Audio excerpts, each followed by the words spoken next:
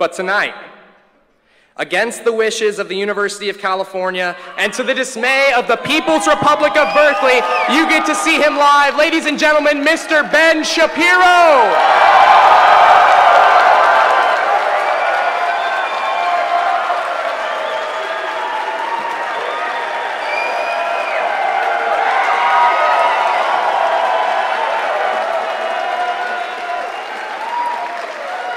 Thank you. Thank you so much. I only wish the administration had allowed us to fill up the rest of these seats, which we certainly would have. Well, love you right back. So, first of all, I just want to thank Berkeley, which I have to say, conservatives here have done something amazing. They've just achieved something incredible. If you look outside, there's K-bar everywhere. They've built basically these structures to keep Antifa from invading the premises. So that means that Berkeley has actually achieved building a wall before Donald Trump did.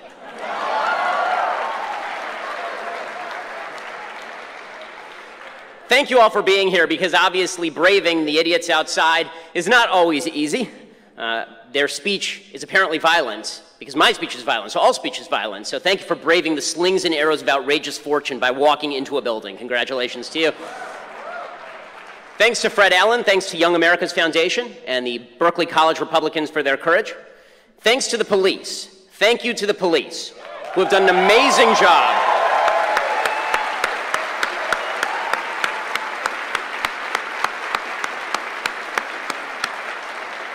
These are the folks who stand between civilization and lawlessness. I saw the videos of business owners having to shutter up their windows today early. Bank of America blocking off its ATMs because they were afraid that Antifa was going to break them. The only people who are standing between those ATMs and Antifa are the police, and all they get from the left is a bunch of crap. That's all they get from the left. But these are the heroes who stand between us and darkness. So thank them.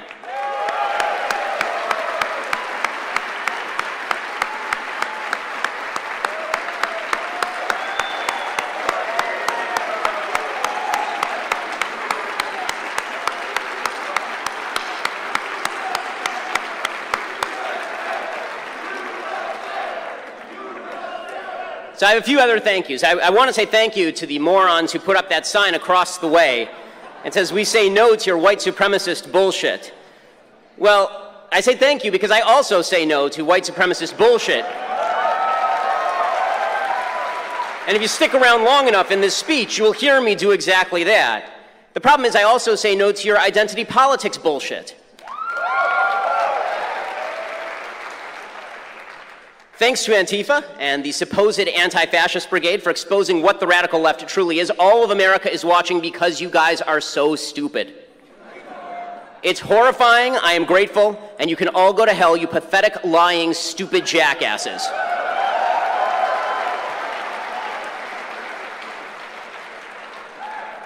The same goes for the mayor of the city, who has suggested that Antifa occasionally be given free reign over the city and that conservatives should go home because we wouldn't want to provoke violence. I do want to actually thank the administration for making the effort to put on this event tonight. There were a lot of obstacles, and I'll talk about the obstacles in a little bit, but they did attempt to make the effort, and they did unshackle the police to actually protect this. So thank you to the administration for doing that. I saw a lot of headlines on the way here about how it was going to cost $600,000 in security for this event. And that is not due to me. I mean, I'm not the one out threatening to break windows. It's not due to you. You're here listening. It's due to the Antifa hard-left morons who are out there breaking windows. And I do want to say one thing, which is that in a city as left as Berkeley, if you're going to blame me for the $600,000 in spending on security, you're all Keynesians. Think of all the jobs I just created. Now, this lecture is titled "Say No to Campus Thuggery." That's the title of the lecture because of Antifa and the wave of violence that has engulfed this campus since earlier this year. I spoke here last year. Some of you may remember. I was here last year. Okay, I spoke in like February 2016 here. Nothing, right? I mean, it was a packed house. I had 2 security guards. That was it. No violence, no nothing. And now we are spending well into 6 figures so that I can say many of the same things. Okay, it's utterly absurd. It's utterly absurd. But things have changed. Well, why have they changed? It's because there's a pathetic new movement arising all over the country, from Sacramento to Berkeley to Dallas to Charlottesville, and that movement says that speech is violence and must be treated as such. This is groups like Refuse Fascism. Don't worry, I'll get to the alt-right later. This is groups like Refuse Fascism, which professes to promote protest, but has actually said it won't rule out working with groups like Antifa. Here is the poster that they put out earlier about me.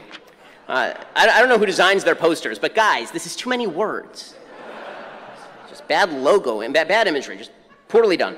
They say on this that the problem is not campus thuggery. For those of you who can't see, it says, no, Ben Shapiro, the problem is not campus thuggery. The problem is fascist intellectual thuggery in the service of the Trump-Pence fascist regime. Well, to believe this, you have to have your head so far up your ass you can actually see your colon firsthand. Let's define a few terms. First of all, fascist intellectual thuggery. Let's start with fascism. What exactly is fascism? Well, this is a term that gets thrown around a lot by people who have never read a book. Okay, fascism is the phenomenon whereby people believe that they have the capacity to ram their beliefs down your throat at the point of a gun, or say the point of a baton, or by throwing Molotov cocktails. That's what fascism truly is. Fascism is even more of a tactic than it is an ideology. It's sort of vague in terms of ideology. You've had people on the left who are fascist, people like Stalin, and then you've had people who are on the European right, like Hitler, who's a fascist, who's actually closer to the traditional American left than he would be to the traditional American right. But I've been spending my entire career standing up against fascism and the idea of an overreaching government that uses the power of the gun in order to compel people to do what they want. Antifa is fascist. I am not a fascist. And as far as the service to the Trump-Pence fascist regime, first of all, I just want to note something. For all the talk about Trump and Pence being fascists, like look at the protests outside. Where's Orange Hitler shutting it down?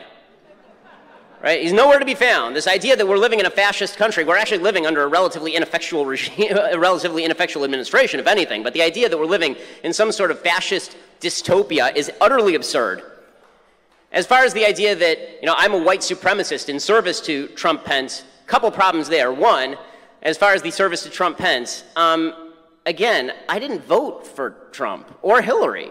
I didn't vote for either of them, actually. So this idea that I am somehow a servant of Trump is absurd and requires you to be functionally illiterate. As far as the idea I'm a white supremacist, you see the thing on the top of my head, right? This funny hat. It's called a yarmulke.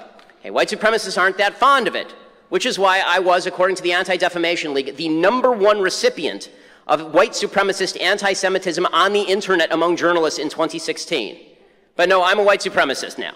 Because this is the way the left works, right? If you don't agree with them, everyone's a white supremacist. You're a Nazi, Nazis should be punched, and therefore it's totally fine to stand outside and try to shut down events if you can get away with it. They're not getting away with it tonight because the police have been allowed to actually do their jobs.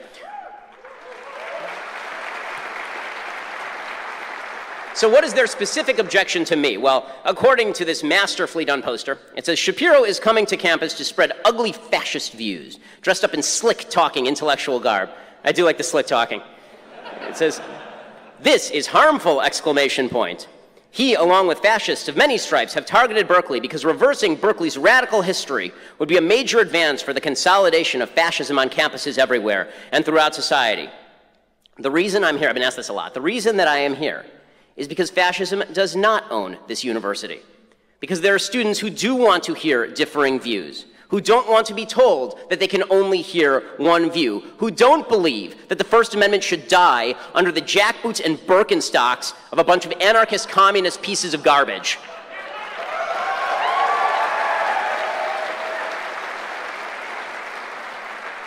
But I don't just want to talk about the people who actually get violent, because I think that in a civil society, this is one thing we should all agree on, and I've been pleased to see that even people like Nancy Pelosi have condemned Antifa. Nancy Pelosi, with whom I disagree on literally every issue it is possible to disagree on, including the proper use of Botox. But she and I agree on this. Right? We all agree that violence should be out of bounds, and if you're on the left and you don't agree with that, let me suggest to you that you don't belong living in a civilized society. Because civilized society is based on the premise that the government has a monopoly on the legitimate use of force, as Max Weber put it, and the idea that you're supposed to violate that if you don't like what I'm saying makes you an uncivilized barbarian. Okay, but it's not just that I want to talk about. Okay, I want to talk about an ideology that goes a little bit deeper than that. Antifa couldn't go anywhere without an ideology that runs broader than Antifa, without a group of people willing to look the other way. Well, what is the view that undergirds Antifa? What's the view that undergirds the hard left, many of whom celebrate Antifa or were doing so until it became politically unpalatable to do so? It's a view that America is a terrible, horrible, no good, very bad place. Right? Now, the truth is that America is an incredible place. It's the greatest place in the history of the world. It is the freest, most prosperous country, the most tolerant country in the history of planet Earth. This country is an incredible place full of opportunity. Nobody, by and large, cares enough about you to stop you from achieving your dreams. That includes you, people who are shouting out there in the audience.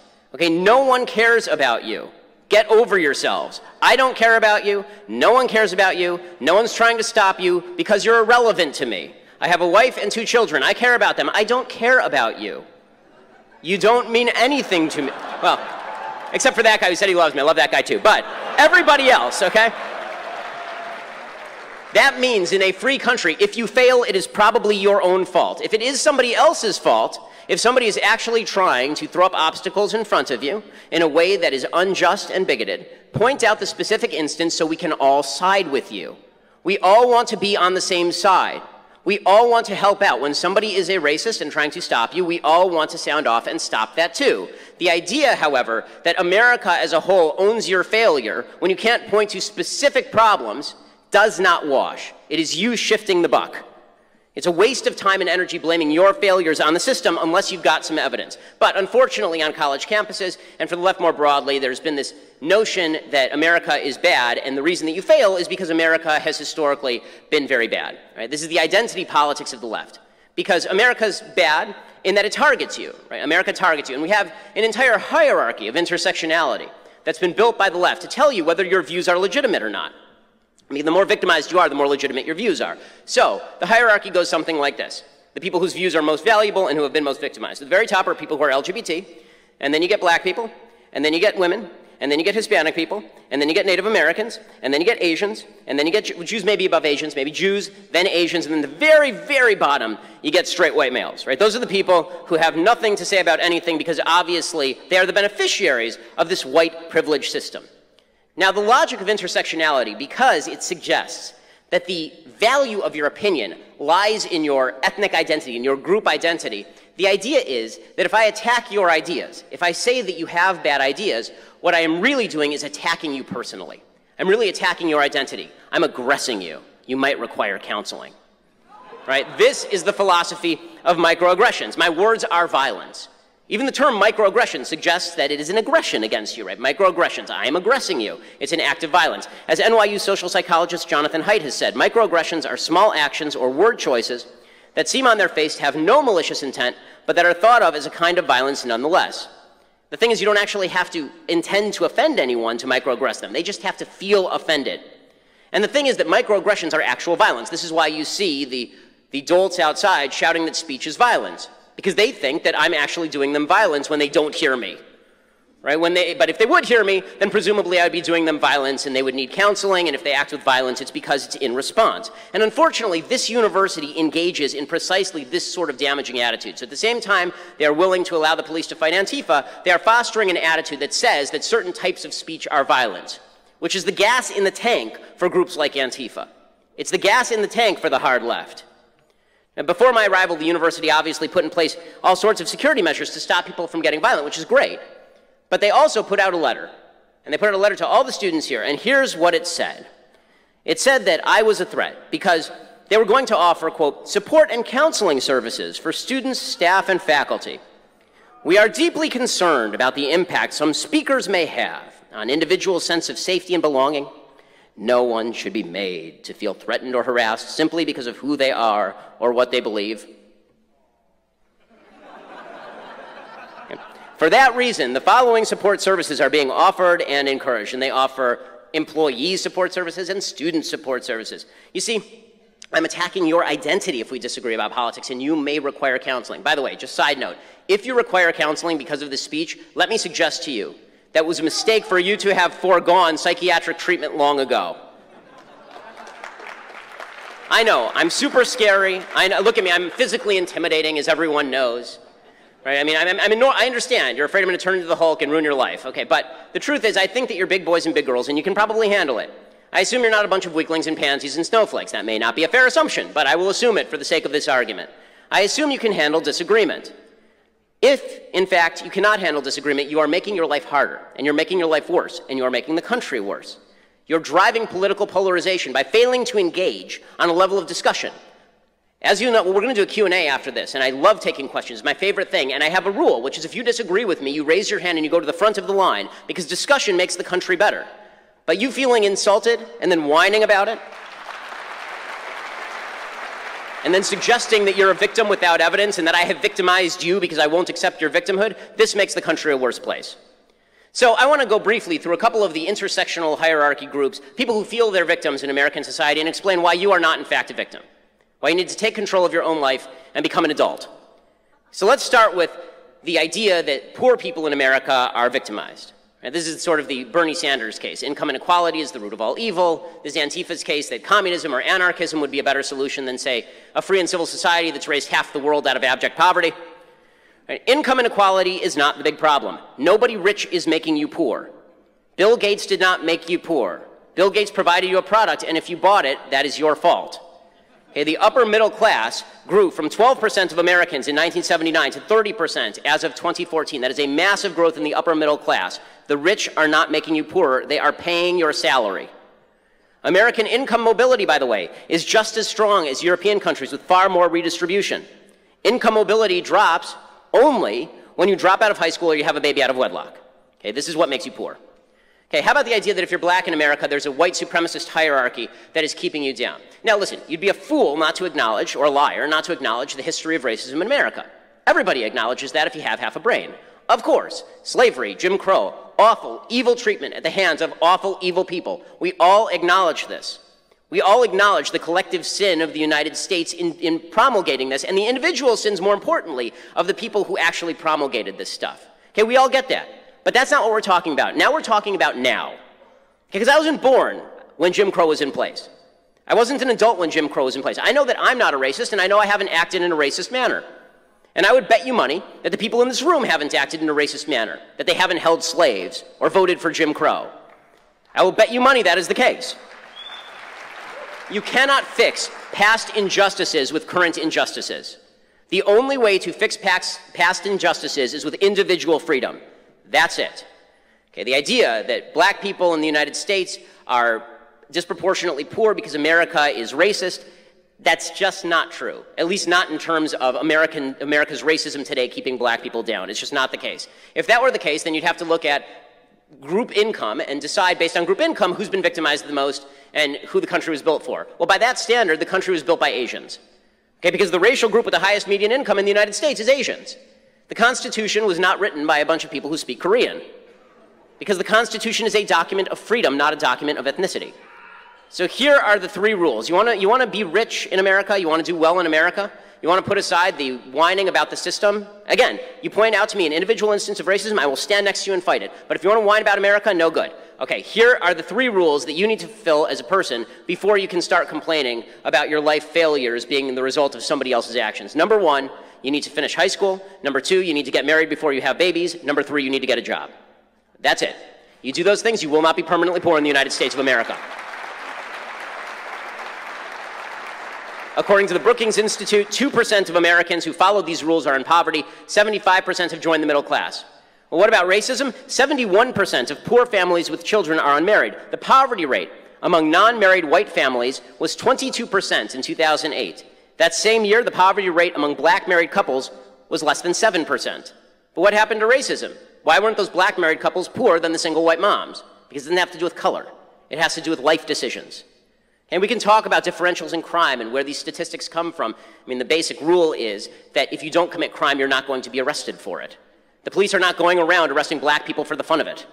They're going around arresting criminals based on criminal reports, which is why the number of criminal reports based on race matches up exactly with the number of criminal arrests based on race. Okay, if you don't report people for crime, it's hard for the police to know to pick them up. Okay, how about women? This idea that women are vastly victimized in our society. Hillary Clinton is making buco dollars off of this nonsense this week. As I tweeted earlier this week we found out that a clown can emerge from the woods and scare half of Americans, and also It came out. But Hillary Clinton Hillary Clinton is going around whining about how there's a glass ceiling and she couldn't break through it, and it's all because of sexism. It's not because she was the world's worst candidate and a pretty appalling human being. No, it was because everybody is a sexist. Everybody's a sexist. And we hear in this context very much about the wage gap, right? The idea that women are paid significantly less than men, 72 cents on the dollar. Okay, that's absolute sheer nonsense. It is absolute nonsense. In 147 out of 150 of the biggest cities in America, women make 8% more money than men do in their peer group. That wage gap is growing, not shrinking. At colleges, 55% of women in college are women. That gap is getting larger. 58% of all graduate degrees go to women. Okay, the majority of voters are women. If we are living in a place where women are vastly victimized by men, I'd really like to see that place. And as far as this idea that there's a vast rape epidemic going on campus, every rape, as I have said 1,000 times, every rape should be dealt with by the prosecution of the rapist, ending with their jailing, castration, or death. Okay, that's how I feel about rape. But this nonsense statistic that's been presented that 1 in 5 women on college campuses is being raped is just not true. It's just not true. The actual statistic, according to the Department of Justice, is something like 1 in every 58. Obviously far too high, but not 1 in 5. If it were 1 in 5, by the way, if you're a woman at this campus, you should go to your parents and ask them what kind of nuts they are to send you in a war zone where you're likely to be raped. Okay. How about the idea that gays and lesbians are really living under the boot of American society? Well, in terms of income, they certainly aren't. Okay, certainly not in terms of income. Women and lesbian couples make far more money than women and straight couples do. Men and gay couples make slightly less than men and straight couples, but same-sex couples with both partners in the labor force make $8,000 more per year than straight couples, and they are typically higher educated. Okay, so that talks about the identity politics, this intersectional hierarchy of the left. But there's another group that engages in identity politics that I want to talk about now. And it's the battle between the identity politics of the left and the identity politics of the so-called alt-right that is really making the country a significantly worse place, and it needs to stop now because it is utter and complete horrible bullshit.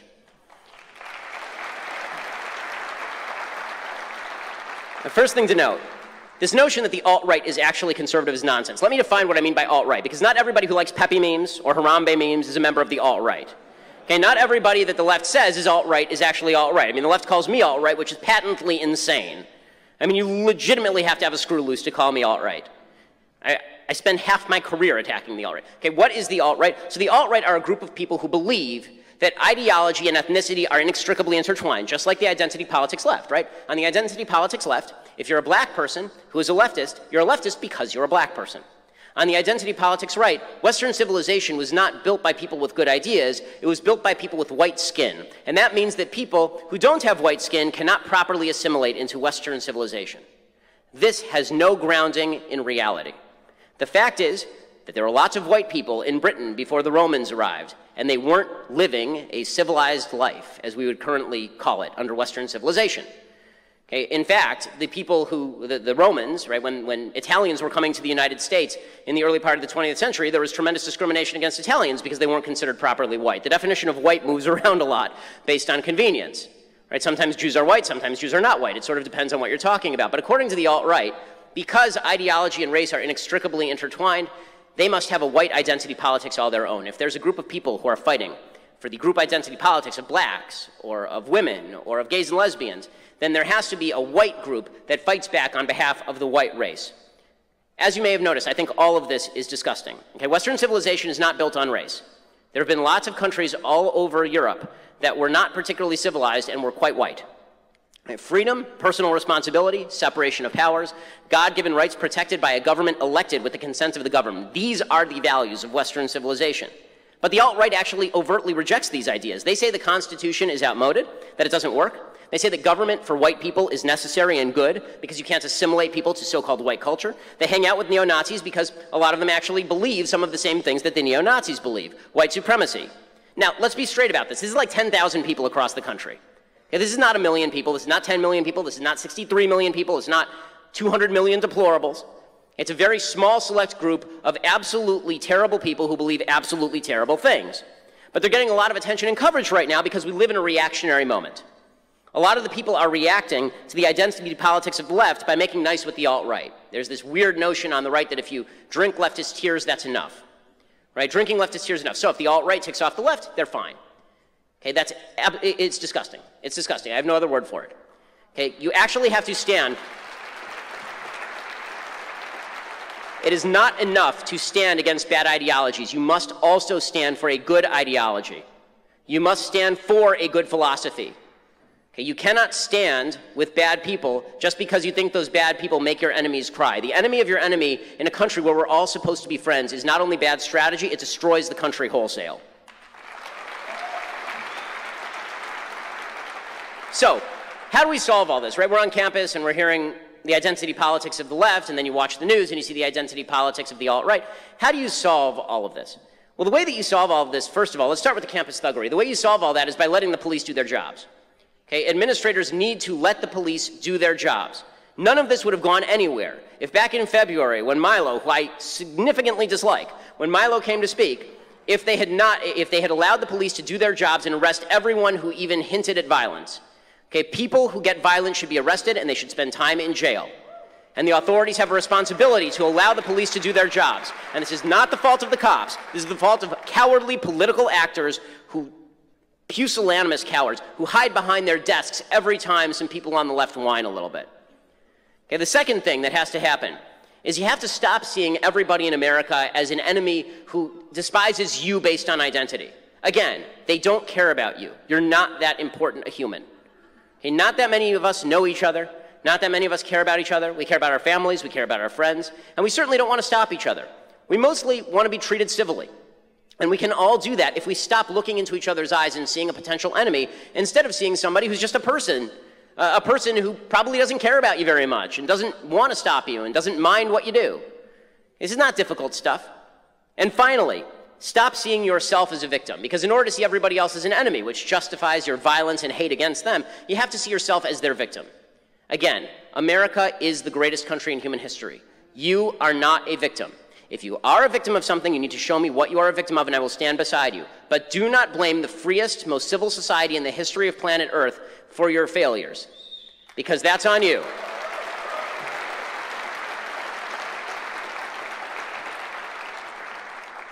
Now, is that so rough? I mean, did we need $600,000 of security to hear all of that? I have a feeling the vast majority of people who are protesting this speech have never heard of me. I'm not arrogant enough to believe that Antifa sits around watching Thug Life videos. If they did, I doubt they would be members of Antifa. But the idea that they're out there protesting, they're out there maybe getting violent, apparently 4 people have been arrested for carrying weapons already. The idea that all that is happening is indicative of the fact that we have stopped seeing each other as individuals. We are all individuals. I'm an individual with a particular point of view. I am not a cardboard cutout for you to call a white supremacist. I am not a cardboard cutout for you to call a Nazi, and neither is anybody else in this room. Get to know people, get to know their views, discuss, debate. That is what America is all about.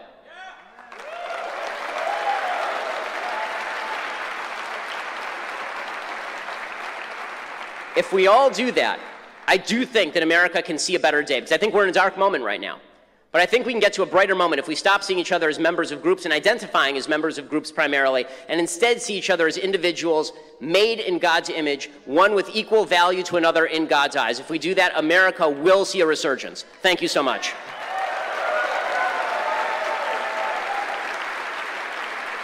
All right.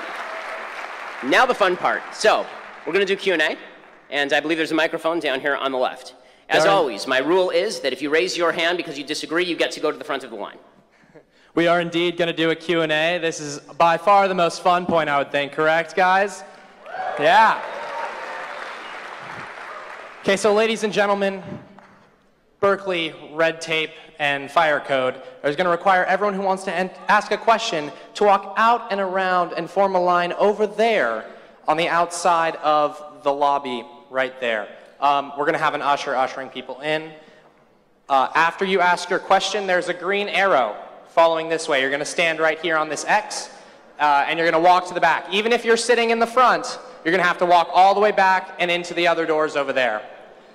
Thank you, ladies and gentlemen, and we'll wait for the first one.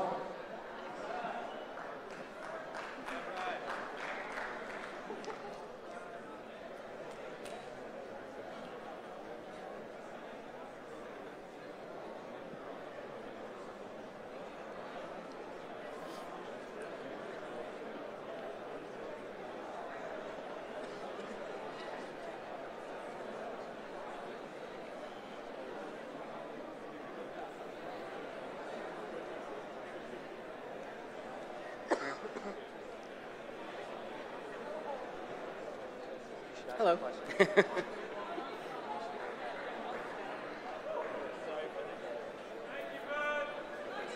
Thank you guys for having me.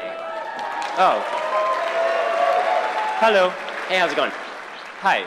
Thank you for coming. I do not disagree with a lot that you just said. That's why I'm here. Yeah, so let's talk about institutions, because you're saying we should not blame the institutions. I have an example, and please tell me why you think that person, per se, is not victimized. So let's start with the beginning of a life. You're a baby, you were born into a really poor family, in a really poor community, where the school is not good, where crimes are high.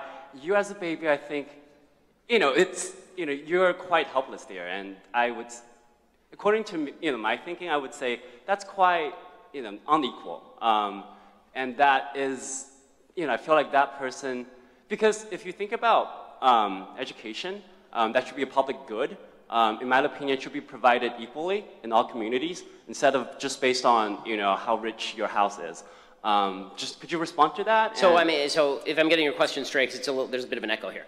So you're suggesting that children grow up in unequal circumstances because of the school district they go to. Not all schools are equal. There are a lot of public schools that are garbage, and so kids don't have an equal access to success. Yes, and I feel like in my world, in my political thinking, I think that is inequality, and that is institutions failing people. So I agree with you that not all public schools are good, and I agree with you that there is such a thing as inequality. Of course there's such a thing as inequality. We're not all born in the same place. We're not all born equally intelligent. We're not all born with equal gifts. Some of us are born smart but short and will never play in the NBA. We're not all born, this is just a truism. The question is there inequity? Right? Is there an equity that needs to be remedied? And the question then is, what's the best way to remedy that inequity? So when you say that there's inequality, is that because there are a bunch of rich people who are screwing those poor kids out of a good school? I don't think so, because we're spending oodles of money in the public schools, particularly in poor areas, and it's not paying off very well. What I would suggest is that the best possible solution is to devolve those dollars back to parents who presumably care about those kids more than the public school system does, and allow them to choose the schools for their children. So I can agree with you that there's inequality. Then the question becomes, okay, how do we solve that problem? So again, inequality and inequity are not the same thing, and equating the two, I think, is a mistake. You can do a follow-up, that's fine. Thank you. So I feel like, if we're getting really scholarly and academic here, that is exactly what Rousseau is saying, essentially talking about natural inequality and contrived inequality. Natural inequality would be inequality that you're saying, inequity would be the contrived one.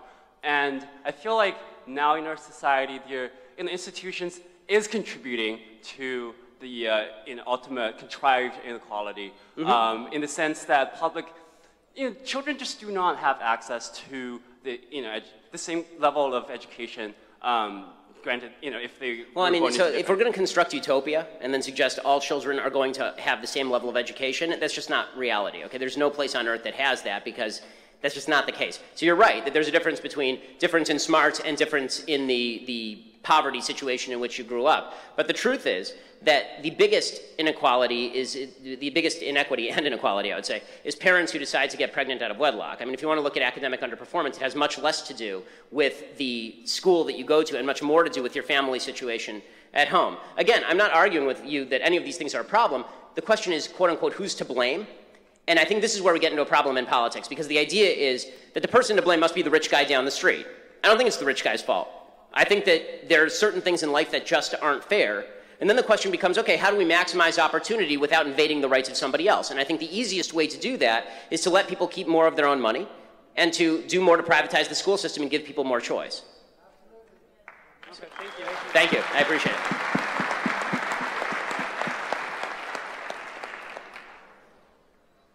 That's great. They reveal them from behind a curtain and then they walk forth. It's like a game show.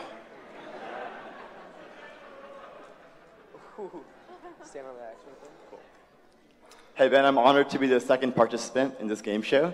But you made the argument that the gender pay gap is a myth. Yes. And one of the main reasons that this is the case is because that female STEM education is at a lower level than it is for men. Females are continually discouraged to not go into STEM fields a rate that's like much lower than men are. So I was wondering what you feel about this argument, and like, you know, do you like think it should be remedied, or like nothing? Well, I mean, I think that it's a free country. You can choose what profession to go into. If the idea is that the pay gap is largely due to profession choice, that's obviously true. If you look at a lot of dangerous professions, firemen, people who work on oil rigs, it tends to be men because men want to go into those professions. It's also true that men tend to spend more hours in the workplace. It's also true that women tend to take more time off with babies. That's not a bad thing, by the way. It's not a rip on women. It's always bewildering to me when feminists are like, it's terrible that women take time off to be with their babies. Why? I think it's a wonderful thing. Yeah, I completely agree. But I think there is a societal discouragement for women to go into these particular fields. I was wondering if, like, you view it as like a problem. I don't see a ton of evidence that there's societal disparagement of women going into being a firefighter. What I actually see is that there's an affirmative action program in many of these cases for women going into things like firefighting, because there's now an affirmative attempt to get women into these fields. I was referring to STEM fields like science, technology. So, okay, so the STEM. Okay, so James Damore has an interesting memo that got him fired from Google on this. But it is certainly true that when you look at, for example, what women major in college, the number of women who major in STEM studies, which has nothing to do with getting a job and paying, women major in humanities much more than men do. Men are just interested in this stuff more. That's not a terrible thing. I don't see why that. Yeah, but I mean, like, there's societal influence that occurs even before the college level, right? I mean, I don't know that there are a lot of people saying to a 7th grade girl who's good at math, you need to stop that and go read some poetry. I mean, listen, I have 3 younger sisters, right? I have, my wife is a doctor, by the way. So talking about STEM, my wife's a doctor. My mom runs companies. That's what she does. So I'm very much for women in the workplace and being able for them to choose what they want to choose. I really don't see a lot, if you can tell me the person who's out there going, women in science, fie, then I'll stand with you and say, yeah, that person's adult. That's really stupid. You know, if a woman wants to go into science and she's qualified for the job the same way that an equally qualified guy is, great. What I don't want is lowering of standards in science to meet any particular person, and I also don't want this idea that because a woman chooses not to go into science, and a lot of women choose not to go into science, and that creates a disproportionate percentage based on individual choice, that suddenly this is some sort of group discrimination happening in front of us. Okay.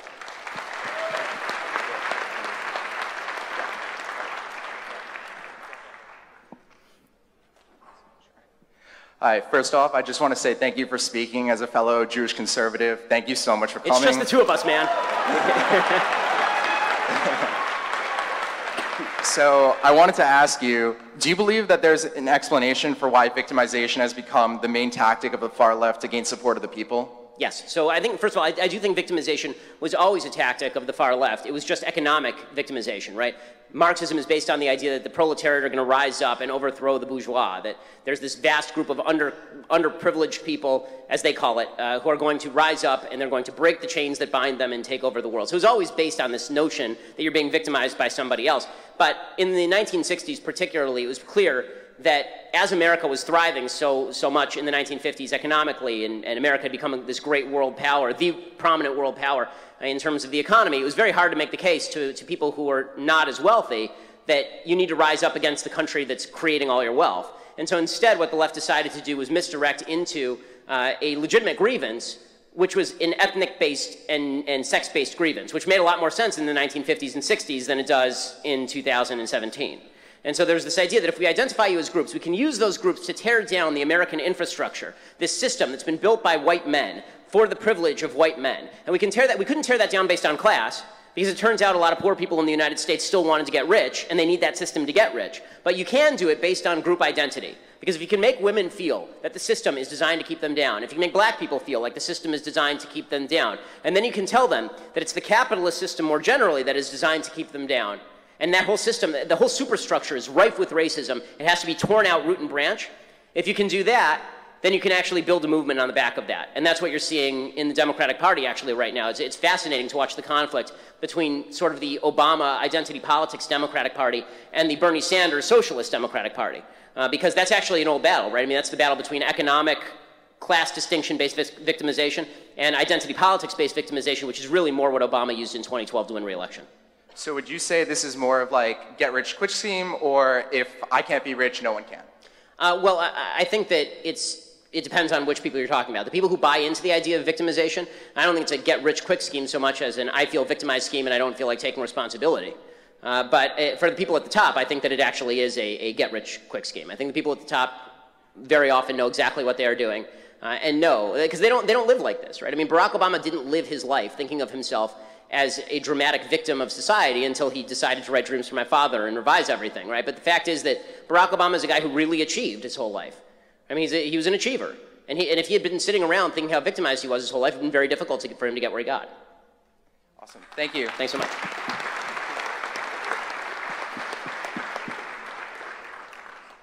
Hey, Ben. Given that the single biggest predictor of intergenerational poverty is whether an individual was raised in a single or a two-parent household, would you be for or against an affirmative action policy where the institution gives preferential treatment to applicants who were raised in a single-parent household, or do you believe that that kind of policy would give rise to more problems of its own?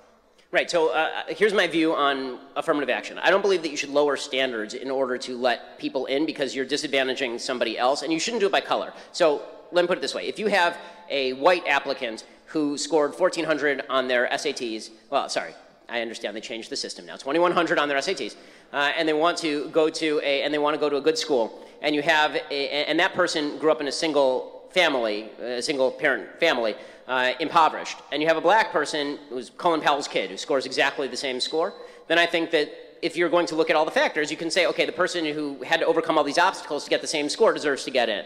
But that's based on overcoming obstacles. That's a character judgment. That is not a judgment on the basis of race. And I also don't think that it's a hard and fast rule with regard to single motherhood. Again, if you are the single child, if you're the kid who is the child of some famous Hollywood actress and grew up in the lap of luxury versus you grew up in Appalachia or the inner city with two parents, I think you have to look at totality of the circumstances, in other words. Okay, one more thing. Sure. Who do you think is the smartest person on the left? The smartest person alive? On the left. On yes. the left. Okay, sorry. The smartest person. Yeah, those are two very different questions. The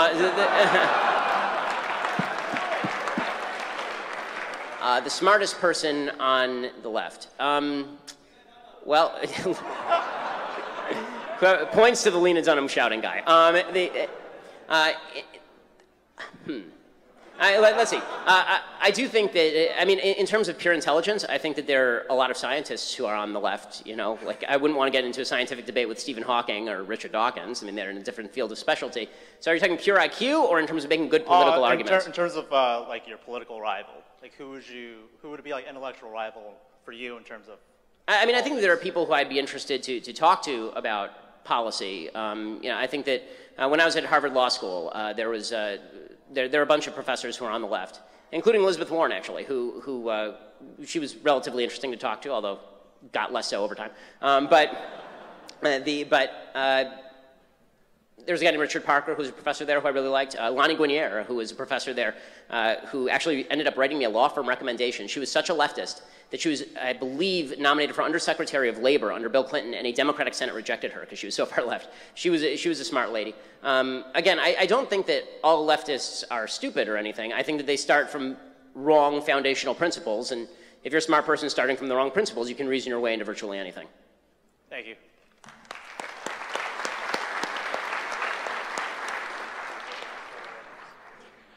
First of all, I just wanted to thank you for coming. As someone who is left-leaning, I truly believe in freedom of speech, and I think that that is a principle that... Well, thank you for coming.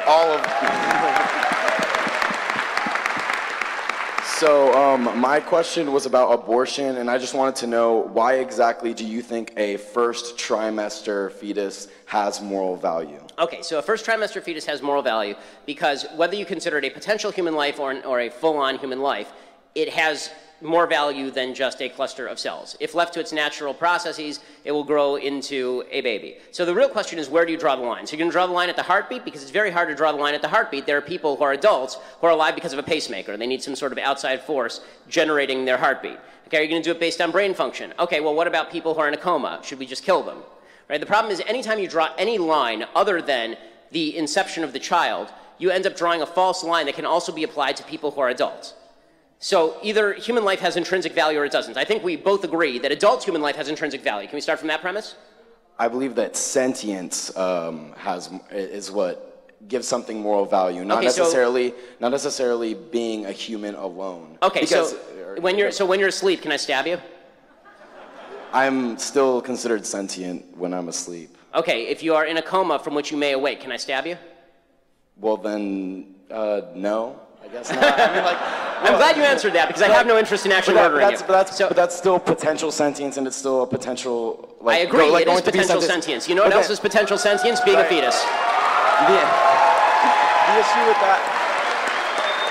The issue I have with that, though, is that if I'm in a coma and I'm not like doing anything to anyone, I'm not causing any issues amongst the world. Whereas an unwanted child may or may not be a burden to people. Okay, well, there are lots of people who are unwanted, right? I mean, there are lots of people's parents who are unwanted, right? We're a bunch of college students.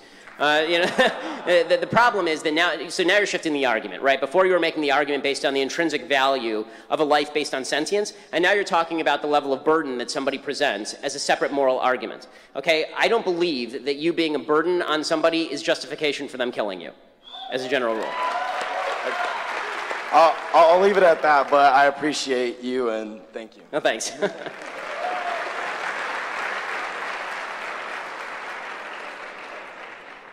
Hello, Mr. Shapiro. You have consistently praised the free market as the most effective means by which to combat racism, sexism, etc., correct? Yes. Right? You believe legislation prohibiting such behaviors is essentially unneeded in today's day and age because you have faith that people, such as yourself, are conscious enough to fight discrimination in business where it can be shown, and at the end of the day, a business should be given immense freedom to conduct itself in the pursuit of profit. My question is as follows. If insurance companies can charge young males as a group higher prices for car insurance than young females, because the former has statistically been shown to be more reckless drivers, does this not leave open the possibility in a free market system for insurance companies to charge premiums based on certain ethnic or racial categories if these ethnic or racial categories statistically correlate with more reckless driving? If you object to the notion of charging someone more based on a factor that that person has virtually no agency in choosing, such as race or sex, why do you not condemn the fact that young men have to pay more? If you do not object to the possibility that a person of a certain sex, ethnic, or racial group may have to pay more on that basis, then are you not failing to disavow discriminatory business practice? Okay, so that's a long paragraph, but I think what it really boils down to, the answer is that what you're now conflating ethnic racism with risk factors. Okay, right. I don't conflate racism with risk factors, meaning if you are saying that insurance companies may use being black as a proxy for heart disease, for example, because black men suffer from heart disease at a higher rate than white men do of the same age once you hit a certain age, then my answer is that an insurance company is in the business of assessing risk, not in the business of assessing racism. So if they look at you and they say that this is a higher risk factor, I mean another case, sickle cell anemia, right? There are certain diseases that actually do afflict races differently. Tay-Sachs affects Jews differently. So the answer is you're an insurance company. Of course you're going to charge more to somebody who has a higher risk factor. That's not racism. That's just the profit motive. I'm not saying that everyone's going to get charged the same in an insurance scheme. Of course not. I assume that you and I won't be charged the same. I'm older than you, presumably. They'll measure our bodily health. I don't know how much pot you smoke. Like, they'll make a bunch of distinctions, you know, and they'll make a bunch of decisions as to what our risk factors are and how that measures out in terms of what I need to pay in order to cover my projections. But that has nothing to do with quote-unquote discrimination. That's just a basic market decision. Right. That's actuarial, just for clarification, decision. So there was a study in which, I forgot what organization of the United States federal government did it, but Native Americans in Arizona were found to have, you know, to essentially be engaged in fatal car crashes at a higher rate than any other group. Okay. You think it's perfectly permissible for insurance companies to charge someone a surplus, just charge someone an extra premium by virtue of the fact that they are Native American in Arizona? No, I think it's fair for an insurance company to charge someone based on the risk factor of driving. So what I would suggest is that in a free market system, and this is why I defend a free market system, let's say there was an insurance company who did what you're talking about, right? And the insurance company decided Native Americans get charged more. Okay. There would be another insurance company that would come along and they would say, okay, is it really true that Native Americans universally are being charged more, or can I undercut my competitor by looking at people on an individual level and looking at all of their risk factors apart from race? Because race is not inherently linked to drunk driving. But that hasn't happened with males. Because, for instance, not all males, you know, are going to be in and of it themselves like more reckless drivers than females. However, like as you said, neither is that the case for, but this is why, I mean, let's be real about this. This is why car insurance companies have good driver discounts, for example. They have good student discounts, right? They actually do look at more than you just, like my insurance rates went up through the ceiling when I got caught going down the I-5 at 113 and had my license suspended for a month.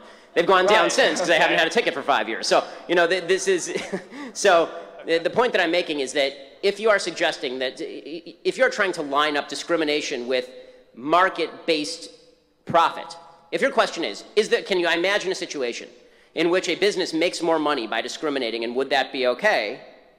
Then the answer would be, it's a business, you can do what you want in a free society, and I have no right to use your services. However, it has yet to come to my attention that racial discrimination in a business is an actual profitable thing over time in a free market system where people can compete, because race is not inherently connected to behavioral categories, right? The basis of racism is that race is connected to behavior.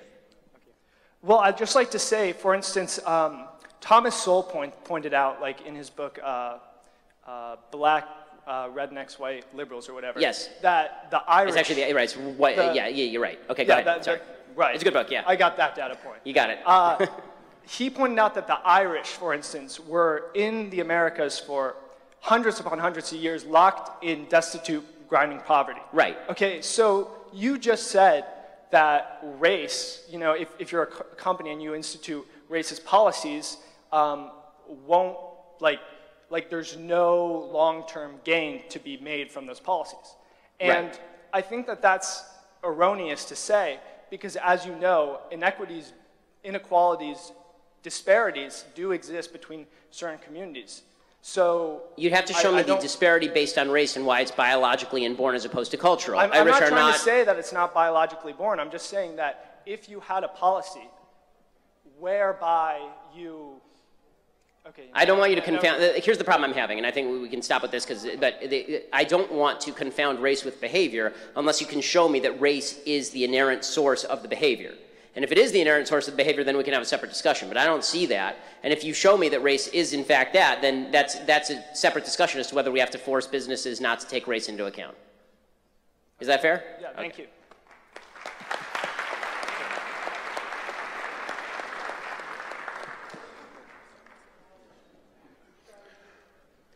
Hi, Ben. Hey, how's it from going? Farther north in California, predominantly conservative writing. And my question is, are you familiar with the Jefferson State movement? And if so, what do you think about it? I'm sorry, I missed it because the echo. Are you familiar with the Jefferson State movement? And if so, what do you think about it? I'm sorry, what? State of Jefferson. Oh, I'm sorry, this is a secession effort. Yes. Yes, thank you.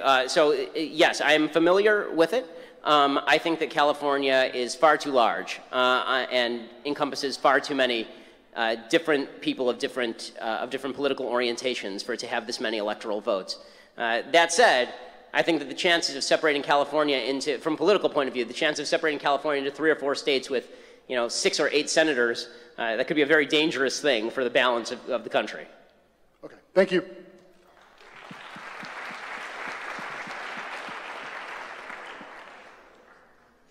Hey, Ben. This is a two-parter, PSA and question. So PSA is that even though there was a bunch of standby tickets and there was a line out the door, the administration revoked all the standby tickets for all those people, and I think that that should be openly shunned. That's totally bad. Yeah, I did hear that, and that's egregious. I mean, obviously, look at this. I mean, we've got empty seats here, and the only reason we had more than 3,000 people signed up for this event. The administration cut off the upper balcony because they were apparently afraid that Antifa was going to somehow rip out the bolted down seats and fling them onto the people below. I'm not joking. Like, this was the actual excuse that they gave. And then we thought, okay, there were going to be a bunch of people who signed up on the left to get tickets and didn't show up specifically so there would be empty seats. And as you say, hundreds of people showed up outside and were not allowed in because the administration seized the tickets. If it's for safety reasons... It's cowardice. Okay, I'll try to assume the best, that it's for safety reasons, but if it's cowardice, obviously it's cowardice and should be openly condemned. All right, and so for my question, more towards drug use and the criminalization of drug use. I know that you don't particularly condone drug use, but how do you feel about the criminal justice system, with all these nonviolent offenders, all the money that we spend on all the nonviolent offenders and drug use openly? I mean, so maybe drug use is bad, but should we still criminalize it and treat those people the way that we do and lose money like that? I am actually libertarian on drugs, so that means that...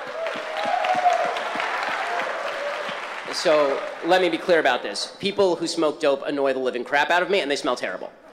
That said, if you want to smoke dope and lose brain cells, then that's your problem, so long as you're not coming to me for a handout. I think that there are certain drugs, like, for example, PCP, that apparently makes you violent, and that has externalities. That's something that you have to talk about policing. You'd have to talk about policing in terms of, selling drugs to minors.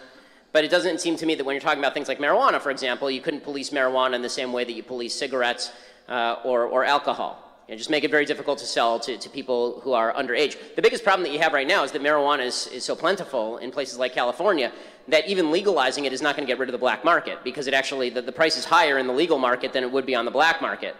So that's a serious problem, and suggests that deregulation is actually possibly a worthwhile thing.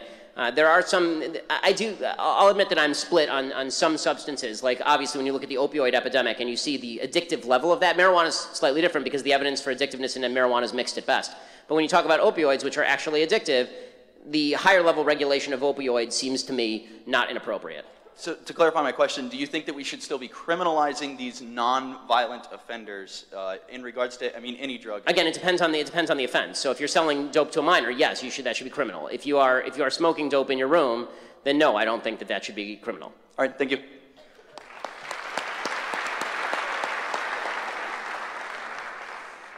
Hello, Mr. Shapiro. So I'd like to first qualify my question before making it. So, Mr. Shapiro, as a conservative intellectual, I respect you deeply, and I agree with you on a host of issues. However, there is one where I disagree with you, which is what we should do about climate change. While I agree with you that we should be skeptical of climate alarmists, I cannot help but think of Pascal's wager. If the skeptics are right, we have nothing to lose. But if they are wrong, then we have a world to lose. In a 1984 election advertisement, Ronald Reagan's campaign said, if you think there's a bear in the woods, you bring your gun. Given this maxim and Reagan's decision to protect the ozone layer by limiting CFCs via the Montreal Protocol at a time when the science was very much split on whether or not the ozone layer could ever be repaired, would you support a revenue-neutral carbon tax that would be revenue-neutral in the sense that the tax would be balanced by lowering of taxes on like businesses and on individuals and things like that? Do you think that this would be a good insurance policy that would not necessarily give the command economists of the left what they want, but also entertain the possibility that maybe climate change is real and maybe we should do something about it? Okay, so here's my position on climate change. I would say lukewarm on climate change in the sense that I think that the greenhouse gas effect has been proven in laboratories, that carbon emissions can make the world warmer. The question is the sensitivity of the climate to those greenhouse gas emissions. You know, how much is absorbed by the oceans, for example, and what effect that has on the climate long term, because the computer modeling has been so flawed thus far. That said, even if you believe that let's say that we take the IPCC estimate, right? The IPCC estimate is that we're supposed to increase, I think, by the end of the century by 7 degrees Fahrenheit is the global estimate. So that varies obviously place to place. That also means that you have to take into account cost, right? So as far as a carbon tax, I haven't actually looked at the economics of what you're talking about specifically enough, but general regulations that have been proposed on carbon taxes talk about penalizing companies in such a way that the cost is passed on to the consumer. It seems to me that if you're going to create new taxes without dramatically lowering taxes, as you suggest, which is really what the left proposes, the left sort of proposes carbon taxes but no offsets, then you're going to end up with a situation where the cost of energy is passed on to the consumer, which leaves more people in poverty. And I think that pretending that there are no trade-offs when it comes to government regulation is foolhardy. I also think that the truth is that what we've seen is that greenhouse gas emissions are declining thanks to technological development. For example, the easiest way to lower greenhouse gas emissions right now would be to build a bunch of nuclear power plants, which is something that the left in California has opposed for a very, very long time. We haven't had a nuclear power plant here for like 40 years. If you look at the rise of Tesla, you know, the idea that there's not new technologies around the corner that are going to help us mitigate the emissions is foolhardy to me. I think that when Reagan says, you know, bring a gun into the woods, if you see a bear, the question isn't whether you bring a gun into the woods, the question is whether, or if you suspect that a bear is there. The question isn't whether to bring a gun into the woods right now, based on the economists that I've looked at. The question is whether you should randomly wander around the woods in a tank. Right, is that worthwhile? Because the kind of solutions that it seems the left is suggesting are necessary in order to actually curb what they think is coming are so dramatic that you would talk about really dramatically lowering the American and the global standard of living in order to combat an ill that may or may not happen. And even if it does happen, may be easier to deal with 100 years from now. Our technology 100 years from now is going to be a lot better. And the idea, by the way, that people don't move populations is not true. I mean, population movement has been a consistent thing throughout human history. Right, but what I'm specifically advocating for here is that the right come up with its own policy in service of solving climate change. Because right now, the discussion has been dominated by the type of people that you're talking about, who want to bring tanks into the forest randomly. Why I'm suggesting this carbon tax that is revenue neutral, that should be supported by conservatives, is because it is a better solution to a lot of what we're seeing on the left. And I think that conservative intellectuals like yourself, who have a lot of sway and who have media companies, could advertise this policy. So I'd be happy to look, if you're asking me if I'll look at your proposal, the answer is yes. If you send me your proposal, I'll be happy to look at it. But I think that it's worth noting that there are actually three positions, right? One is that the free market and new efficiencies and new technologies will help curb this on its own, and that government regulation may not be the answer. Then there's the hard left position, which is we should take over everything. And then there's the position that you're advocating. So I'll have to look at your position and see where I think it stacks up in the vast scheme of things. But environmental regulations, I don't know many conservatives who are not in favor of some, at least minimal environmental regulations, because those are externalities that affect people beyond you, obviously. All right. Thank you, Mr. Shapiro. Thanks.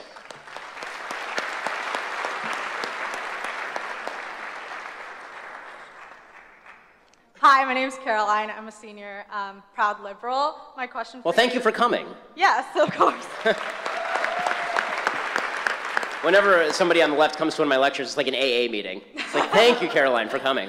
So my question is, since you believe abortion is the same as murder, do you believe women who get abortions, even when their lives or the child's life isn't in danger, should be put on trial for murder? Yes or no? I think abortionists should be put on trial. But I mean, even I don't think that women should be put on trial for a couple of different reasons. So the first reason is because I don't think that it is effective in deterring abortion to put women on trial for the killing of the unborn. The second reason is because I think that we in our society have unfortunately gotten to such a point that an entire generation have been indoctrinated to believe, particularly an entire generation of women, since that's what we're talking about here, have been indoctrinated to believe that a baby is a polyp, and so when they remove it, I'm not sure there's the actual mens rea necessary, the actual criminal intent necessary for a prosecution. So when we're talking about, the typical pro-life position here has been that the woman is a victim in abortion nearly as much as the baby is. That there's an entire abortion industry that is geared toward teaching women that babies are not babies, and that getting a baby aborted is in fact a betterment of their life. So no, I'm not in favor of prosecuting women for abortions. But I mean, there are a lot of women who do have the intent, right? Like if a woman goes to an abortion clinic, they are ordering the murder of their child, in your opinion, like what you would say. So well, do they not again, have the mens rea? So I just gave you two reasons. One a public policy one, and one like you'd have to show me. You'd really have to show me the case of a woman who went in there and said, "I know this is a baby. Cut its brains out." If that's happening, then that is infanticide. I mean, that's like, wouldn't you acknowledge? I mean, if a woman walked in with a baby that was 1 day old and said, "Here's my baby, kill it," wouldn't you put her on trial?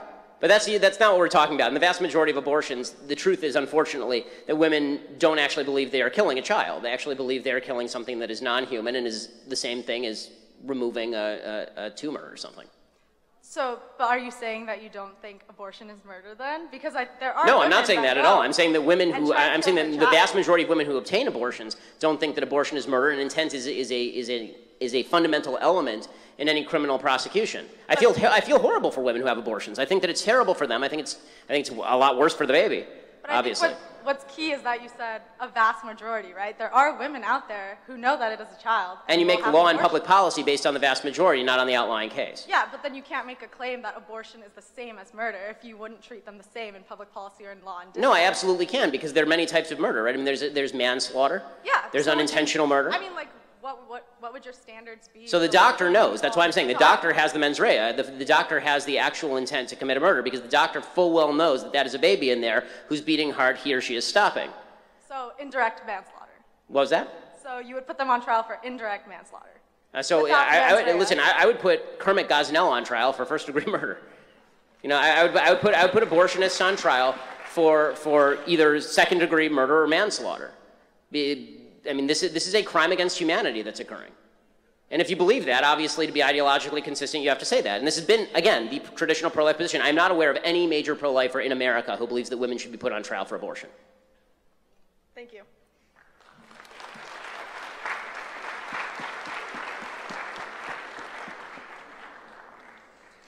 Okay, hey Ben, my name's Andrew, And since DACA's been making a huge headlines throughout the whole nation, what do you think should we do now? Should have been repelled? Should they have made it something else better? Or should we continue having DACA? I'm sorry, what was the DACA. Oh, DACA. Okay, so first of all, my position on immigration is I'm actually very libertarian on immigration, except for two factors. One is government payments that go to illegal immigrants, and the second is the cultural assimilation issue for people who come across the border illegally and aren't willing to assimilate into traditional American culture.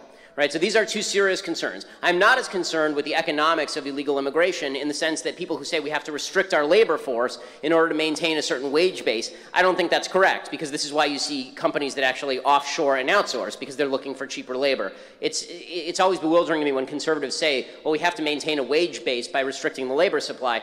Then why aren't you for raising the minimum wage? That does exactly the same thing. It restricts the labor supply and raises the wage base.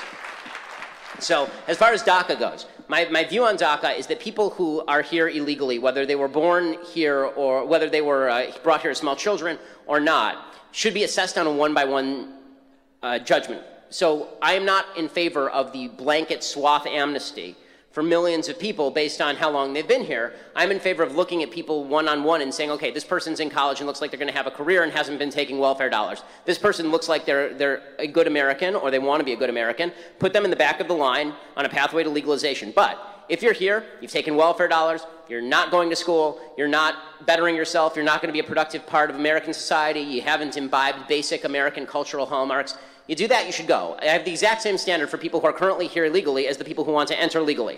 I have the same exact standard, except if you're here illegally, you go to the back of the line, you wait behind the people who came here legally. Yeah. All right. Thanks for answering the question. Special shout out to my friend Corey.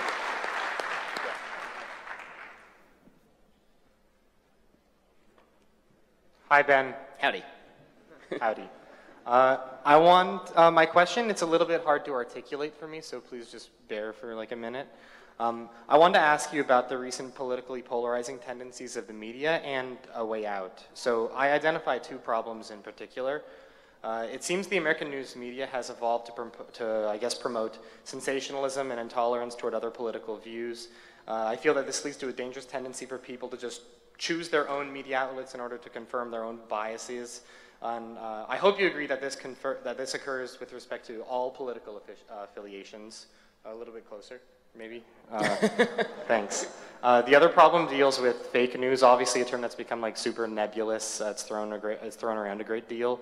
But specifically with fake news, there are a lot of news websites of dubious quality, and we hear stories of how other countries or companies have used Facebook advertisements, for example, to promote to promote certain websites and sway easily impressionable opinions. So it's clear that Americans need, I guess everybody needs a basic basic access of reliable information. We need to have a reliable news media that informs the public. But it seems by default, Americans will seek out information that they find palatable. But this leads to me to believe that it should be the burden of the news media to be reliable and not, I guess, vitriolic. So like in the past, we've had something I think was called the Fairness Doctrine that was repealed like a few decades ago that required required outlets to present certain views. But obviously government regulation towards media and information, that's a slippery slope. What's the way out? What do you think the way out is? I think the way out is a more informed population, unfortunately, right? I think that the idea that the government should never be regulating speech or access to it. Okay. Once the government does that, then you're wandering into very dicey, quasi-fascistic territory. When it comes to consumers of media, look, the media are just going to provide you what you want to read. Okay, the media are going to provide you what you want to click on. And yes, I would say this, I think most of the people in the media, yes, even including the left-leaning media, do want to tell the truth. I think a lot of them don't recognize their own biases. You know, look, I'm conservative. That means the way that I cover the news is going to be from a conservative angle. I try to separate myself enough to say, okay, here's the facts and then here's my opinion. But everything that I say is coming from that point of view. I think one of the big problems in media is people don't do that, right? Like George Stephanopoulos tries to pretend he's an objective news source. Right? That doesn't mean everything he says is false, but it does mean that everything he says is coming from the former campaign spokesperson for Bill Clinton. And that should have an impact. So that means it's up to us to look at a variety of news sources. I recommend this all the time, right? Don't just listen to my podcast, go listen to Pod Save America. Don't just read Daily Wire, go over and check out Huffington Post. Make sure that you're reading a variety of news sources. If you actually want to tell what the facts are, the best way to do it is to read two opposing websites or two opposing outlets, and think of them as lines that intersect at one point, and the point at which they intersect is the factual point. And whatever those two stories have in common, you can take that as probably the grain of truth in the story. Am I allowed a brief follow-up? Yeah. Okay. So I guess I understand your emphasis on self-reliance, but evidently, to the extent that you believe that one believes in the efficiency of free markets, evidently people tend to move to confirm their own biases, and that's not occurring. Well, I mean, I think that's why, the founders relied on the idea that we were going to have a civically educated public. I mean, in the end, you're going to have to trust the people one way or another. I don't trust the government to regulate what the people see. I trust the government less to regulate what the people see than I do the people to educate themselves. And this one falls under the heading of, as Winston Churchill said, democracy is the worst system except for all the others. Right? Unfortunately, there's no way out of this box. People are going to have to inform themselves better. And yes, of course, people have a tendency toward confirmation bias. But that's why it's your job, if you know about confirmation bias, to suggest to people that maybe they should stop relying so much on their own confirmation bias. Okay, thanks, Ben. Thanks.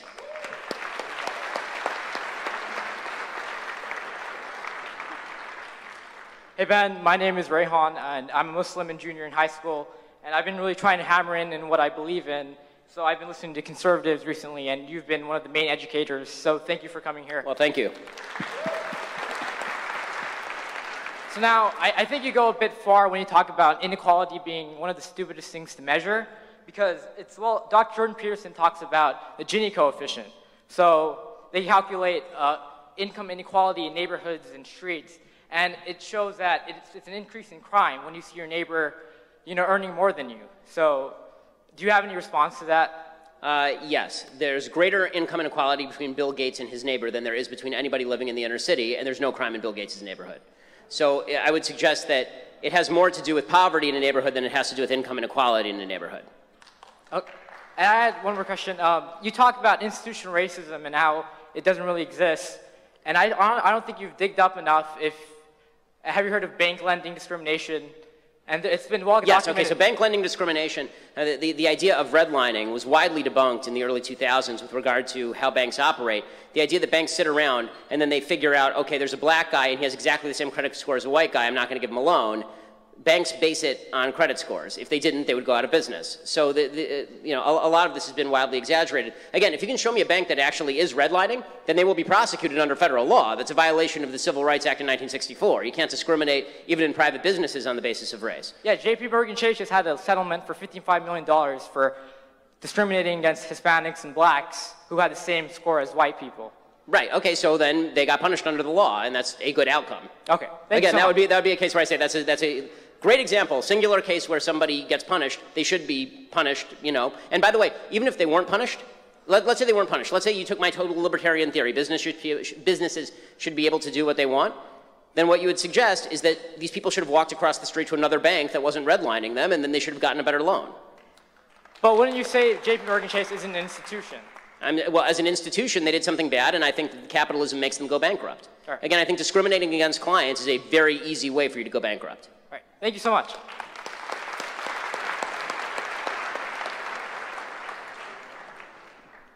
Shalom, I'm a huge fan of yours, by the way, I love your work. You mentioned that inalienable rights are given to us by God, but I've noticed that there is an argument to the contrary posited by political philosopher Hillel Steiner. It consists of the following three things: the will theory, the interest theory, and Hofeldian deontic logic. The will theory states that rights govern our choices and come from our choices, but if we have the inability to make a choice or the incompetence to make a choice, then our rights can effectively be voided. The interest theory is the opposite. It says that we can't void our rights, but they can be affected by the breach of a duty by another party. So somebody else can take away our rights under the interest theory. Under Hofeldian deontic logic, there are four types of rights: privileges, claims, powers, and immunities. All of those cancel each other out and can be taken away at any time. Do you have any expertise on this, and can you offer an argument to the contrary? Okay, well, I can't say. I wouldn't want to be unfair to the author that you're citing, since I have never read that author. So, and I'm sure that you're doing a really great, back of the envelope job summarizing the argument. But with that said, it's hard for me to take on an argument that I would want to actually read more about before I take it on. Is this an argument based on? So here's my basic question. The reason that I say that rights are based on God-given rights is the idea that is long held in the Western canon, a combination of Judeo-Christian values and Aristotelian philosophy that suggests that individuals have certain rights as a facet of their reason, and that reason is originally provided by an unmoved mover. Right, so the idea here, the reason that is important, as opposed to an atheistic philosophy of rights, is it's very difficult for me to see why an atheistic philosophy of rights, I don't know if this is an atheistic philosophy, is it? It has no religious components. So that's okay, so if you do it without reference to, the inherent value of a human being, then certain people just fall by the wayside.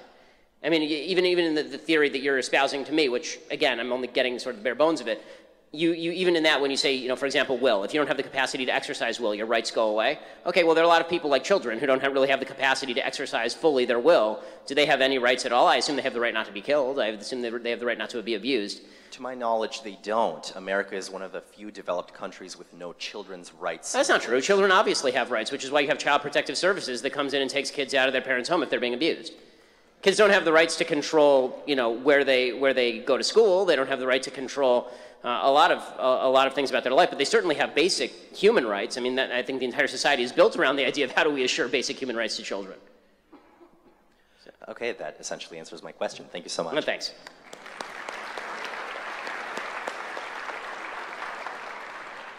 Wow. Okay. Yeah. I didn't quite follow everything, so I'm kind of trying to get up to speed with what's happening. But I wanted to thank my son. He's a senior in high school. He's the chairman of the YAF. He's sitting right over there. He is brilliant. He's the one that kind of turned me on to the podcast. I really enjoyed listening to sound speech, taking out some of the vulgarity, but... we're in a college. You know, I mean, yeah. So nobody would understand me if I didn't drop a bullshit once in a while. Okay. So my main question was going to be the role of the church and in the founding of our nation being so great. You being Jewish, I'm a Christian. I'm a devout follower of Jesus. I was able to get to the front of the line because I told him I was liberal because I'm a follower of Jesus. And he was one of the most liberal human beings, God in the flesh, human man that ever walked the face of the earth. He helped people, all of that good stuff. So, one other thing to caveat into this, how you reconcile the role of the church and in influencing culture. Sure. And also the fact that I grew up in California. It's known to be a more liberal state of our nation. I lived in Tampa, Florida for 3.5 years, worked for Hillsborough County, and I used a whites-only bathroom while I was there in 1995. It wasn't being used as such, but I don't know if it was the coloreds or the whites, but I asked the bailiff if I needed to use the restroom. I wasn't familiar with the courthouse. He said, well, we usually use the one, there's no sign on it, go in there, 1950s fixtures or 40s. Looked across the hall, there was a men's restroom. I said, this is interesting. I grew up in California, I'm living in the South. So I walked across the hallway, 1950s fixtures. So I think kind of balancing out the fact that there has been injustices in our country. Yes. You can't go back and change that, but you can tell those people that are living a victimized mentality that, look, yes, I understand because I don't know which of those whites or colors and whatever, but my wife grew up in Cuba, and I can go on and on. Answer the question, but I really enjoyed it, but So a couple of things. Go ahead. As far as the role of the church in American society, your first question. My basic philosophy on this is that the government exists to preserve certain basic rights, and then you have social institutions that need to provide the safety net for the rest of society. So I'm very much for a strong church in regards to communal life. I mean, I belong to a synagogue. I believe that if you fall on hard times, then that means that the first thing that you need to do is go to your family, and then the second thing you need to do is go to your church, and then you go to your local community, and then up the scale. The problem that I see in society right now is that people go to the top of the scale, the federal government, they don't bother with anybody lower down on the scale, which is why you see this consistent growth in the federal government. Judeo-Christian values, as I've said 1,000 times, are the root of the civilization and cannot be ripped away without collapsing the civilization on top of it. As far as the idea of the existence of past racism in the United States, of course I agree that's true. I mean, I said that right in the speech. Obviously I agree that slavery and Jim Crow were some of the worst evils perpetrated by human beings. I mean, they're truly, truly evil. The question now is, we have people who are living now who have not committed those sins. Do we somehow do we punish them for the sins of their fathers, in other words? And is the best thing to do to teach an entire generation of young black people, for example, that America is inalterably racist, inalterably bigoted, and they're living in a country with such a brutal history of racism that they cannot rise, because that actually is false, backwards, and hurts them.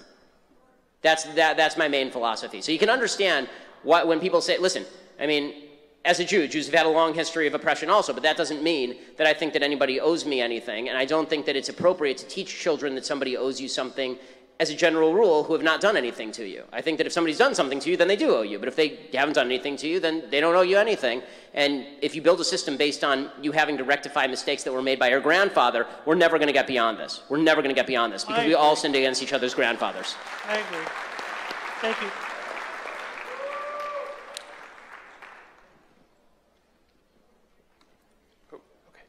Hey, Ben. It's a pleasure to talk to you. I disagree with you on a lot of things, but... Well, thank you for coming anyway. Yeah, of course. I think the one thing that I agree with you on is that free speech should be protected. But my question has to do with like political economy. I know you're a firm believer in that the government sucks at everything. Pretty much, yeah. You're also a firm believer that market-based competition is good. So I was wondering, what do you think about the role of like bureaucratic institutions or regulatory bodies to protect competition? For example, like the FCC, sort of trust busting like the internet providers from doing price discrimination. You're talking about antitrust laws? So yeah. I'm not a big believer in antitrust laws, because I think the vast majority of things that the government declares monopolies are not in fact monopolies. The definition of monopoly is ownership of 100% of market share, which allows you to arbitrarily set prices and also to presumably buy out all of your competitors or use regulatory capture in order to prevent them from entering the market. I think the cases that are generally brought on antitrust grounds are very, very weak, because there are usually large competitors even within the same industry. So to take an example, when they broke up Microsoft, Microsoft did not control 100% of the market. I don't even believe it controlled 75% of the market. It controlled something like 50% of the market, unless I'm getting this wrong.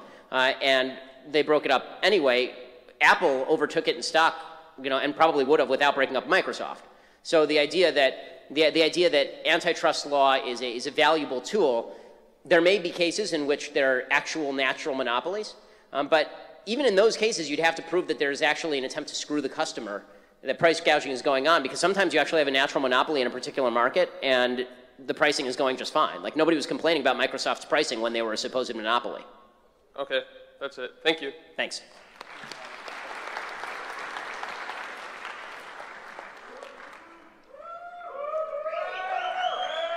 What's up, Ben Shapiro? My name is Kyle Chapman, also known as Bay Stickman. How you doing, brother? I'm doing okay. How are you? Just want to let you know the Proud Boys are here. We got your back tonight, man. Well, I appreciate about 30 of us right here. We got your back, brother. Listen, I appreciate everybody having my back, and I'm very glad that the police were the only ones who had to do it, because that's their job. Absolutely, absolutely. We're going to leave it at that. Look, I just wanted to ask you a question. You talk a lot about racism. There seems to be a lot of racism directed at whites these days. There seems to be just a constant, relentless diatribe about how whites should feel guilty for who they are, about the dangers or how terrible whiteness is and how we need to disavow our whiteness. What's your opinion on this?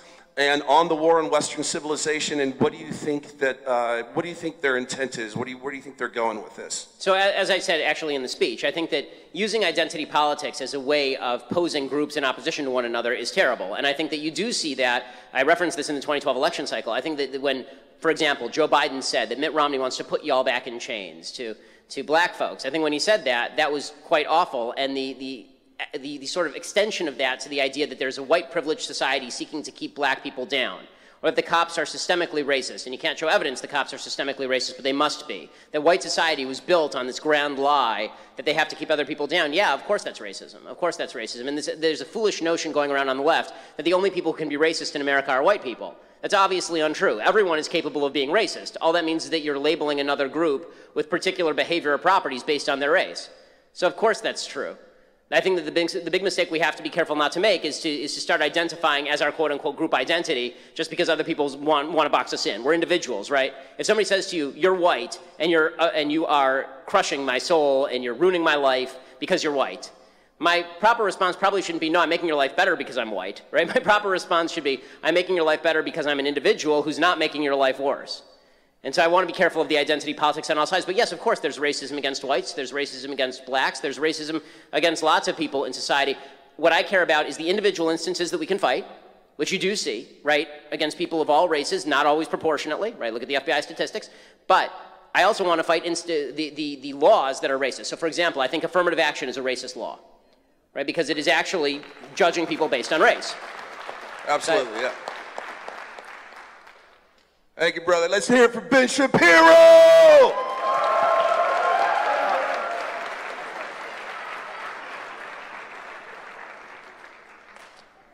Hello, Mr. Shapiro. Hey, how are you? Today's my birthday, and I'm honored to be here, and I can't think of well, a better way to spend it. Well, happy birthday, and thank you for coming. So I have a comment and a legitimate question.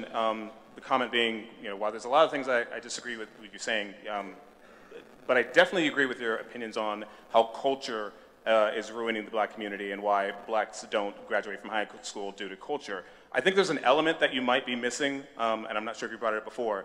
In the late 60s, early 70s, or late 70s, early 80s, when CIA introduced crack into the black community, which started a snowball effect of, blacks being overly criminalized for drug possessions, black fathers leaving the home and not sticking around, which led into, in the 80s of black children being being brought up without fathers, with mothers not being able to give them proper discipline. And while I do agree today that black communities suffer, for not having fathers in the household, but equally due to the culture around them. Like I suffered from it myself. If a black person wants to be educated in the hood, we get called house Negroes and Uncle Toms. If I want to better myself. But I was the element of originally introducing crack into those communities, which eliminated fathers from the home, I think those still have effects today. And while I agree that there isn't systemic racism keeping black people down now, I think the triggers that happened back then still affect us today. Okay, so obviously past affects present, no question. The question is who committed the injustice and who should be punished for it. As far as the CIA introducing crack in the black community, I'm going to plead ignorance on this one because I have no idea whether that's true.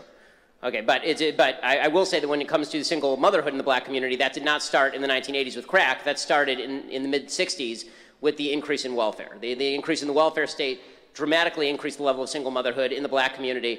It was 20% around 1960. Today it's in excess of 70%. Yeah. And again, I don't think that the crack epidemic can actually explain all of that because the crack epidemic really lasted from the early 80s to basically the early 90s. And you've seen it continue, single motherhood's continued to grow actually in the black community. It's sort of stabilized now, but it continued to grow for a long while after that. Also, I think it's worthwhile noting that when we say things like, somebody introduced crack into the black community, whoever, quote unquote, introduced crack into the black community, and again, I have no information to substantiate your theory, but it is individuals who take crack, right? Unless you are forcibly being injected with crack, then you have to make the choice to take the crack in the first place. And it's also worth noting that there were a lot of black legislators in the inner city who were looking for harsher sentences on crack cocaine, specifically because it was an epidemic in the inner city and was ruining a lot of lives. So the only way I think that when it comes to the single greatest intergenerational poverty statistic, the only way to walk this back is not through reparations, I think. It's through it really is through culture. It's through re-inculcating the idea that fathers need to stick around, and you're a bastard if you don't stick around after you father a child. Absolutely. So my question... And that's true for white, black, or green. It doesn't matter to me. If I'm a dad of two. You abandon your kids, you are just the worst kind of piece of garbage. Absolutely. So my question, I started getting involved in, so to speak, right-leaning issues after Milo came to Berkeley. I got assaulted by an Antifa member. He tried to set me on fire with a lit flare. He called me a Nazi. Just today, I got called a Nazi. You don't look like a Nazi, I gotta tell you. No. Just today, I got called a Nazi, a fascist, and I consider myself a left-leaning liberal centrist. Now, with that said, MAGA crew has shown me so much love in these past 8 months. Everyone I've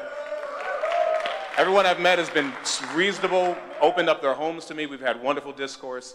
So my question now is, as a person who, like I said, considers myself a liberal, and I interact with people, on the right and MAGA crew, I still have people in my own personal community that, say that, oh, you're talking to you're supporting white supremacy, you're talking to Nazis, you're supporting them.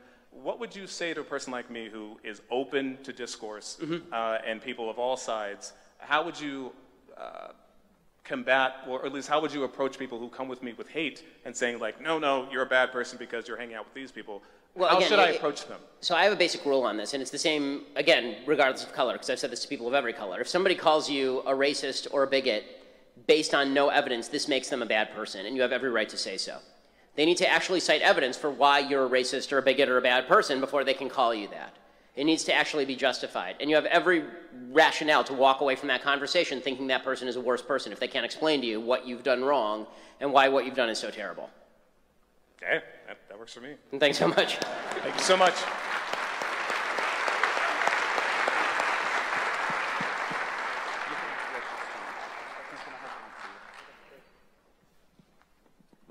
So Ben, I myself had a question. I'm a member of the Berkeley College Republicans, and I myself, this semester we're starting a new conservative newspaper at UC Berkeley. It's called the Berkeley Patriot, and we're fighting really hard for everything we stand for and for the principles that we've, known to grow in love and everything like that.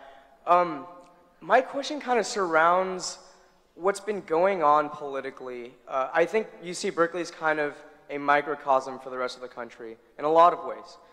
You spoke here, you just said this in your speech, but you spoke here in 2016, and there were no protests, nothing at all. And it's just, it's crazy to me that now we have to spend hundreds of thousands of dollars to get you in a room and talk to us again. And I kind of think it relates to the Overton window. I'm not sure if you know about that, but it basically, the range of potential discourse in society that's considered acceptable. So the furthest right thing you could probably say, 10 years ago is probably, I don't believe in gay marriage. That's no longer a thing. You can't say that anymore and still be accepted in society. So the Overton window is consistently just shifting leftward. And when I talk about this with my left-leaning friends, they say, that's an inevitable trend. This inevitable trend towards liberalism is just, it's something you cannot control. It's the way society is headed. And my question is, do you think it's an inevitable trend? And if not, how can we combat it as conservative students, braving this, horrendous climate with both, our peers calling us fascists and Nazis and the administration just being extremely terrible as well. So listen, I don't think it's an inevitable trend. I think that things move in cycles, and I think that there's two ways that the country can break out of it. One is that things can just continue to slide downward to the point where people get wise after a long time, or we can have events like this one that I think are actually really useful in showing the liberals that they are not the left, okay? I do make a distinction. You notice I always use the language left to describe the left, not liberals. There's a reason. Liberals are people who believe in open discourse and believe in discussion, even if they disagree with me on the role of government in the economy, for example. Leftists are people who believe that I need to be shut down because my speech is insulting their identity and is a form of violence. If the liberals in the country can stand up to the left and say to them, enough is enough, then I think that there's hope for a discourse, and I do believe in the innate rationality of the American people and the capacity that they have for coming to the correct conclusions. I do think that there's a possibility, that's why I'm in the business I'm in. It's why I spend my life trying to change people's minds. I think there are people who are willing to listen to facts and arguments. If I didn't think that, then I'd just go be a lawyer. So the fact is that I don't think any of this is inevitable. I think that's a little bit of self-congratulatory claptrap from your liberal friend. Oh, well, of course society is shifting towards us. Well, if that's the case, then why did Republicans just take the House, the Senate, all the state houses, all the governorships, and the presidency? Come on. But when you talk about the Overton window, I don't think that it exists just in terms of politics, left versus right. I think it also exists in terms of the nature of the discourse itself. And there I think that we have moved in a really negative direction. I think we've moved away from discussion and toward clubbing each other. And I think that has to be stopped in its tracks. And that's why I thank everybody here for coming and being part of a free speech event that, let's be frank, it was cordial, it was nice. I really enjoyed hanging out with all of you, and I think that we need more of this, because if we don't have more of this, instead we're going to get more of what you were almost going to see outside if it hadn't been for the force of the police officers.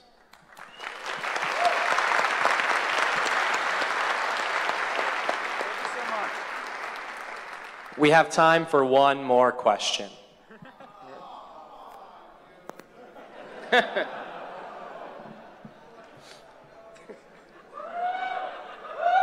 Way to make me the bad guy.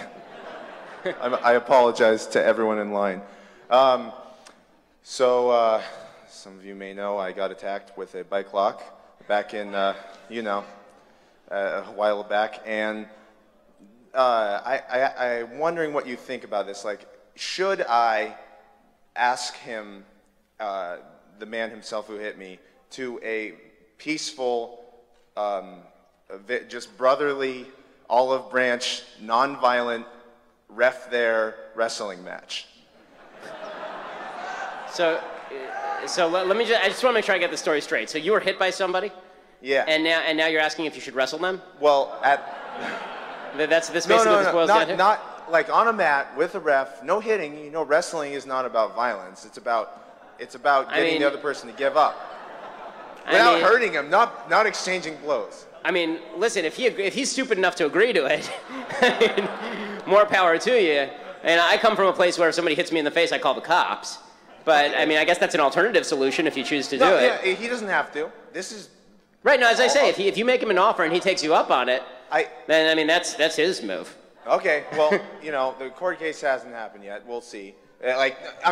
After the court case, this doesn't have to do with the law. So I'm just wondering what you think about that. Is it a good idea? Again, as I say, Ben I mean, if you want, words. I'm a libertarian. If you decide to duel at 10 paces, wow. Okay, I like that thinking. Okay, and Lauren, if you're still here, can I get your digits, please? Check me out on YouTube /EmbryBros. All right.